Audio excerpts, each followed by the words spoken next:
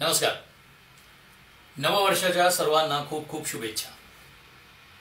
काल का परवाच व्यापक कटाचा भाग म्हणून 600 कलावंतांच्या महागठबंधनाने सत्ताधारी पक्षाला मतदान करू नका असे एक पत्रक काढलंय किंवा त्याला फतवाही म्हणू शकता. पण या पत्रकामुळेच हिंदुस्थानातल्या तमाम मतदारांना अभिव्यक्ती स्वातंत्र्य म्हणजे नक्की काय याचं उदाहरणच त्यांनी दाखवलेलं आहे की किती बिनधास्तपणे या 600 जणांनी एक पत्रक मुक्तपणे काढलं आणि सत्ताधाऱ्यांना मत देऊ नका म्हणून सांगितलं आणि त्यांच्यावर कुठलीही कारवाई झालेली नाही.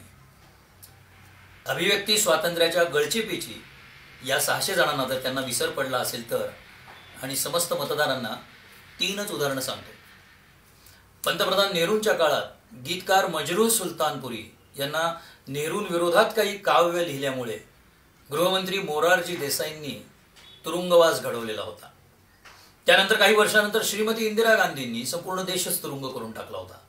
प्रत्येकाचीच गळचेपी करण्यात आलेली होती. तरी वानगी दाखल किशोर कुमार या प्रख्यात गायकाच्या रेकॉर्ड्स आकाशवाणीवर वाजवल्या जाणार नाहीत असा फतवा काढला होता आणि त्याला गाण्याची बंदीही करण्यात आली होती.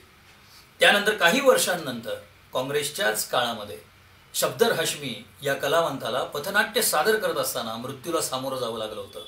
त्याची हत्या करण्यात आलेली होती. अभिव्यक्ती स्वातंत्र्याची गळचेपीची ही उदाहरणं 600 जणांचं हे महागठबंधन बहुधा विसरलेलं असेल. पण या निमित्ताने हिंदुस्थानच्या तमाम जनतेला याची आठवण करून देण्याचं काम कर्तव्य मी करतो आहे.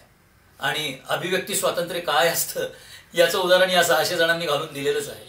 कारण गेल्या 5 वर्षामध्ये कुठल्याही कलाकाराचा असा मृत्यू झालेला नाही, कुठल्याही कलाकाराला तुरुंगात डांबण्यात आलेलं नाही, कुणाचंही साहित्य बंद करण्यात आलेलं नाही, कुठल्याही चित्रपटावरती बंदी घालण्यात आलेली नाही.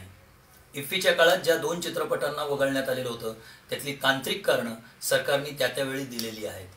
म्हणून मला असं म्हणायचंय, अभिव्यक्ती स्वातंत्र्याच्या गळचेपीचा कांगावा करू नका. मतदानाला सामोरे जा, योग्य व्यक्तीला निवडा.